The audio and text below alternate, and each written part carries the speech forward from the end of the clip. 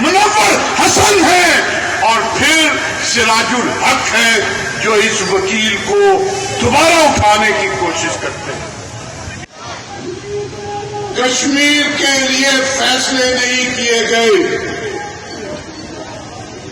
کشمیری منتظر رہے،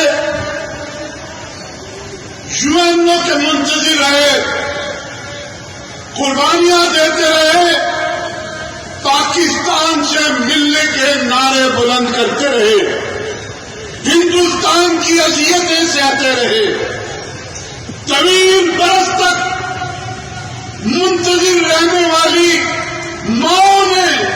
پھر ایک فیصلہ کیا جب 1988 میں راجیو گاندھی نے اعلان کیا کہ تم اخبار کا اشتہار دیتے ہو، یو این او سے مطالبہ کرتے ہو،